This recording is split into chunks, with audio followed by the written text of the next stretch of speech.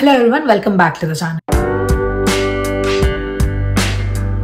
కెనడాకి వచ్చే student visa applications గురించి చాలా చేంజెస్ వచ్చాయి. యాక్చువల్లీ మేజర్ చేంజెస్ వచ్చాయి. వాటన్నింటి గురించి నేను వీడియో చేశాను. యాక్చువల్లీ నేను లాస్ట్ ఆ వీడియో పెట్టినప్పటికీ వాళ్ళని వీడియో చేసేటప్పటికి మధ్యలో ఇంకా కొన్ని అప్డేట్స్ కూడా వచ్చాయి స్టూడెంట్ వీసాస్ గురించి. వాటిని కూడా ఈ వీడియోలో ఇంక్లూడ్ చేస్తున్నాను. కానీ కంప్లీట్ గా చెప్తాను. మీరు ఈ ఛానల్ లో చూసేది ఇదే ఫస్ట్ వీడియో అయితే కనుక do consider subscribing to the channel. చాలా informative videos and lifestyle related videos చాలా ఉన్నాయి ఛానల్లో already. Do check them and subscribe to the channel. Without any further delay let's get into the details. First and foremost changes ఏమో British Columbia గురించి. That's a province in Canada.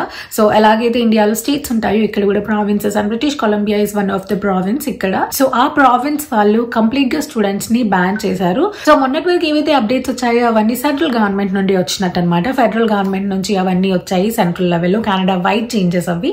కానీ ఇప్పుడు ఏదైతే state level provincial level governments ఉంటాయో అవి కూడా changes తేవడం start చేశాయి వాళ్ళ ప్రావిన్స్ స్పెసిఫిక్ గా. బ్రిటిష్ కొలంబియా మినిస్టర్ రీసెంట్ గా అనౌన్స్ చేశారు దట్ నెక్స్ట్ 2 years వరకు బ్రిటిష్ కొలంబియాకి వాళ్ళు స్టూడెంట్స్ ని వద్దు అనుకుంటున్నారు, ఇంటర్నేషనల్ స్టూడెంట్స్ ని బ్యాన్ చేస్తున్నాము అని. ఈ బ్యాన్ ఏదైతే ఉందో February 2026 వరకు ఇంప్లిమెంట్ అవుతుంది అన్నది ఇప్పుడు వచ్చిన అప్డేట్. తర్వాత చేంజెస్ చేయొచ్చు, దాన్ని మళ్ళీ అసెస్ చేస్తాము అని వీళ్ళు కూడా చెప్పారు.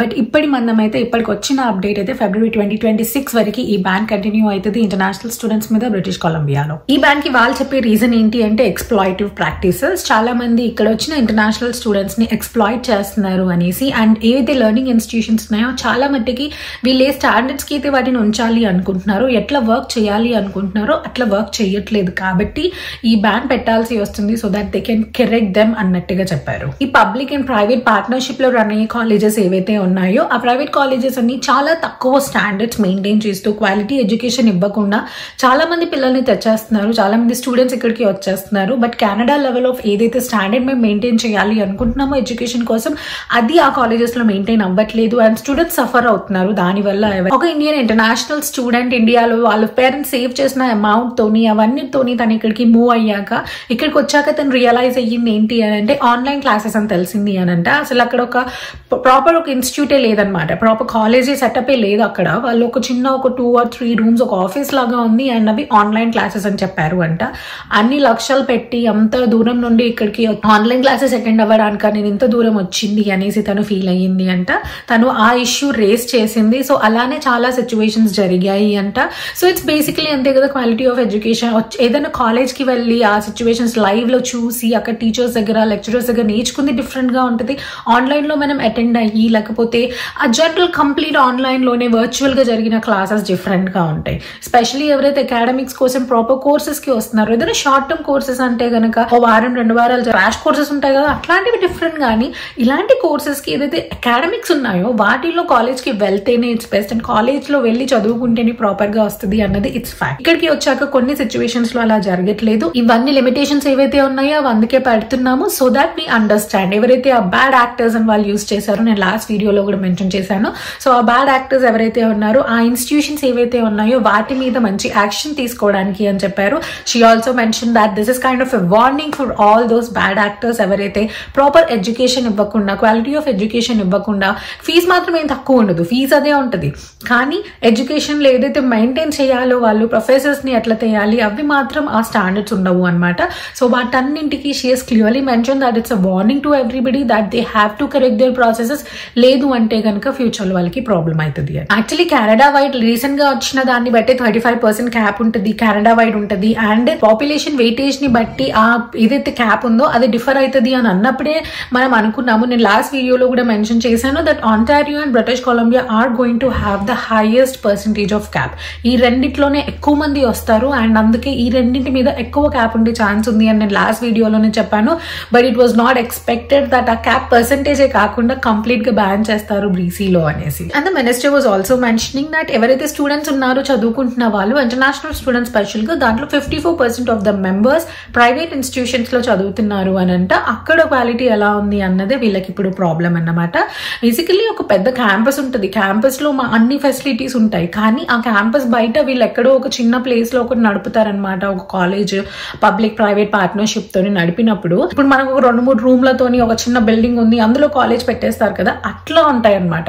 సో ఇప్పుడు ఇంటర్నేషనల్ స్టూడెంట్స్ వచ్చినప్పుడు వాళ్ళ వెబ్సైట్ లో చూస్తే కనుక మెయిన్ క్యాంపస్ ఉంటుంది. మెయిన్ క్యాంపస్ చూసి ఓకే ఇంత పెద్ద బిల్డింగ్ ఉంది, ఇంత ప్లే ఏరియా ఉంది, ఇంత లైబ్రరీ ఇంత పెద్దగా ఉంది, ఇన్ని ఫెసిలిటీస్ ఉన్నాయని అనుకుంటారు. బట్ ఇక్కడికి వచ్చాక వాళ్ళకి రియాలిటీ ఉండదు. బికాస్ ఆ చిన్న ఒక 2-3 డబ్బాలు ఉంటుంది అంతే, 2-3 రూమ్లు ఉంటుంది, అందులో ఉంటుంది యాక్చువల్లీ ఈ బ్రాంచ్ లో ఆ పర్టికులర్ బ్రాంచ్ లో ఉన్న కాలేజ్. సో ఇలాంటివి ఏవైతే సిచ్యువేషన్స్ అవుతున్నాయో వాటన్నిటిని కంట్రోల్ చేయడానికి ఈ కొత్త రూల్స్ అన్ని. అండ్ ఇవన్నీ జరగడం వల్ల స్పెషల్ గా ఏమవుతుంది అంటే I think that's a fact to international students ఎవరైతే వస్తున్నారో ఒకవేళ సిచ్యువేషన్ బాగాలేదు, అక్కడ మంచి చదువు చెప్పట్లేదు అన్నా కానీ బయటికి చెప్పారు.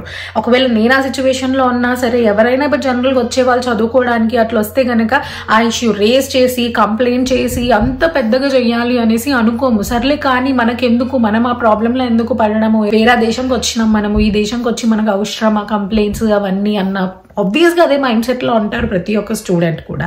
సో అలా ఎవరు రేస్ చేయట్లేదు, కంప్లైంట్స్ కూడా బయటికి రావట్లేదు, అందుకే దాన్ని ఆ లెర్నింగ్ ఇన్స్టిట్యూషన్స్ అడ్వాంటేజ్ గా తీసుకుంటున్నాయి అని మెన్షన్ చేశారు. అండ్ ఎప్పుడైతే ఈ బ్యాన్ అయిపోతుందో అప్పుడు కూడా వాళ్ళు క్లియర్ గా they have mention that eligibility criteria ఏదైతే ఉందో లాంగ్వేజ్ రిక్వైర్మెంట్స్ కానీ ఎవాల్యుయేషన్ పెంచుతాము అని చేశారు. తర్వాత ఎవరైతే బ్రిటిష్ కొలంబియా రావాలి అనుకుంటున్నారో, ఎందుకంటే ఈ బ్యాడ్ యాక్టర్స్ ని వాళ్ళు తీసేస్తారు కాబట్టి ఒట్టి ఏవైతే మెయిన్ ఉన్నారో మంచిగా ఫెసిలిటీస్ ప్రొవైడ్ చేసే కాలేజెస్ కానీ యూనివర్సిటీస్ ఉన్నాయో వాటిని మాత్రమే కన్సిడర్ చేస్తారు. కాబట్టి వాళ్ళకి ఇలా ఎవాల్యుయేషన్ పెంచి రిక్వైర్మెంట్స్ పెంచి ఓన్లీ ఎవరైతే టాలెంటెడ్ స్టూడెంట్స్ ఉంటారో, మంచి స్టూడెంట్, మంచి చదివే వాళ్ళు, మంచి చదువు కోసం వచ్చే వాళ్ళు, రిక్వైర్డ్ ఉన్న వాళ్ళు ఉంటారో వాళ్ళకి మాత్రం చూడడానికి. యాక్చువల్లీ తను ఇది కూడా మెన్షన్ చేశారు తన అనౌన్స్మెంట్ లో, దట్ ఒక పర్టికులర్ కాలేజ్ లో ఒక క్లాస్ లో ఉన్న స్టూడెంట్స్ మొత్తం ఒకటే స్టేట్ నుండి, ఇండియా నుండి ఉన్నారు, అందులోనూ ఒకటే స్టేట్ నుండి ఉన్నారు అనేసి. So that's we know that అట్లాంటి సిచ్యువేషన్స్ ఉండొద్దు. ఇక్కడ కూడా చదివే వాళ్ళు యాక్చువల్లీ ఆల్రెడీ చదువుతున్న వాళ్ళకి తెలుస్తుంది ఆ విషయం. కొన్ని క్లాసెస్ లో కొన్ని కాలేజెస్ లో కంప్లీట్ కమ్యూనిటీ వాళ్ళు ఉంటారు అనమాట, ఒక స్టేట్ వాళ్ళు, ఒక ఏరియా వాళ్ళు, లేదంటే 2-3 అంతే, అంతకుమించి ఉండరు. అక్కడ ఇంటిగ్రిటీ ఉండదు కదా. ఇంటర్నేషనల్స్ లో వచ్చేదే చదువుకునేదే ఎందుకు, వాళ్ళు ఎక్కువ మందితో కలవాలి అని, ఎక్కువ మందితో కలిసినప్పుడే నేర్చుకునేది, బుక్స్ లో నేర్చుకునే దానికన్నా లైఫ్ ఎక్కువ నేర్పిస్తుంది అంటారు కదా.